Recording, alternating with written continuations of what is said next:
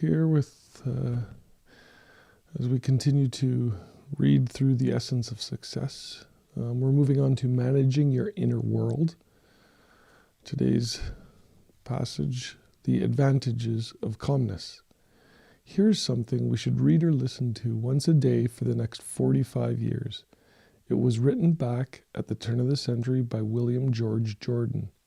He was editor of several magazines during his lifetime, including the Ladies' Home Journal and the Saturday Evening Post.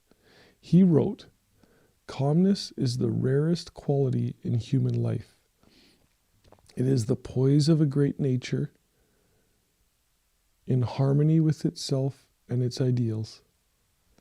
It is the moral atmosphere of a life self-reliant and self-controlled. Calmness is singleness of purpose, absolute confidence, and conscious power ready to be focused in an instant to meet any crisis. The Sphinx is not a true type of calmness. Petrifaction is not calmness. It's death, the silencing of all the energies. While no one lives his life more fully, more intentionally, and more consciously than the person who's calm, the fatalist is not calm. He's the coward slave of his environment, hopelessly surrendering to his present condition, recklessly indifferent to his future. He accepts his life as a rudderless ship drifting on the ocean of time. He has no compass, no chart, no known port to which he is sailing. His self-confessed inferiority to all nature is shown in his existence of constant surrender. It is not calmness. The person who is calm has his course in life clearly marked on his chart. His hand is ever on the helm.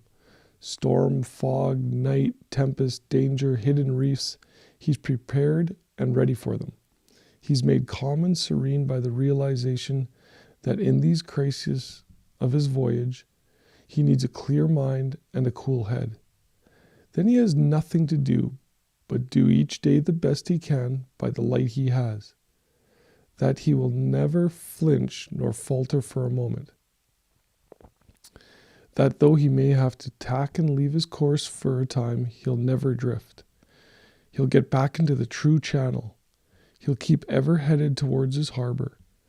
When he will reach it, how will he reach it matters not to him. He rests in calmness, knowing he's done his best.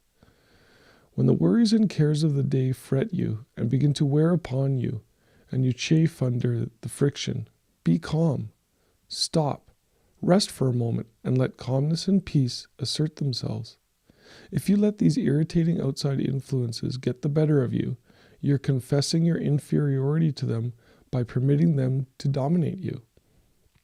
When the tongue of malice and slander, the persecution of inferiority tempt you to retaliate, when for an instant you forget yourself so far as to hunger for revenge, be calm.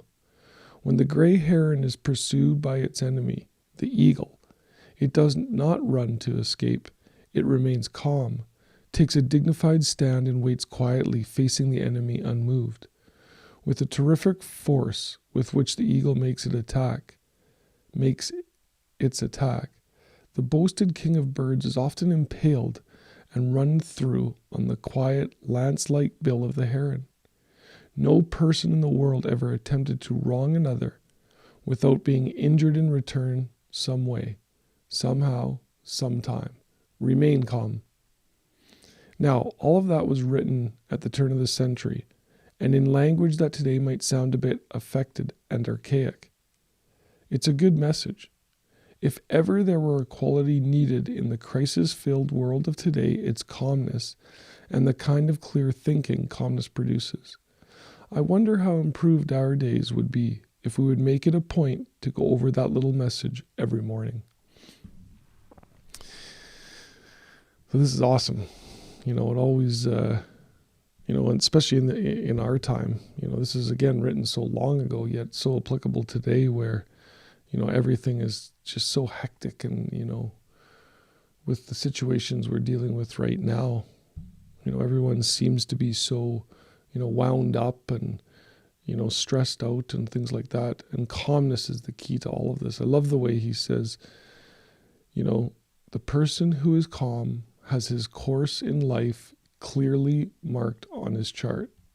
In other words, do you know exactly what you want in life? Do you know what your dream life is? Do you know where you're headed?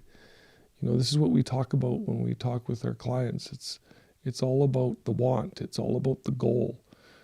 That's what keeps you moving forward in life, going after those types of things. And when you know where you're going, you don't have to react to the circumstances in your life. You know that those circumstances are part of the process towards you reaching your ultimate goal. You don't react to them. You just realize and understand that that's part of the necessary change needed in order to reach where you're going. So calmness is that key. Not reacting to circumstances or anything else. When you react to things, you give your power away to them. When you give your power away to them, they start to control you instead of you controlling them. So on this Friday, remain calm, enjoy the wonderful day, interact with people with love, compassion, and empathy, and let's get this weekend started right. You guys have an amazing day, and we'll see you tomorrow. If I decide not to sleep in. We'll talk to you then. Bye now.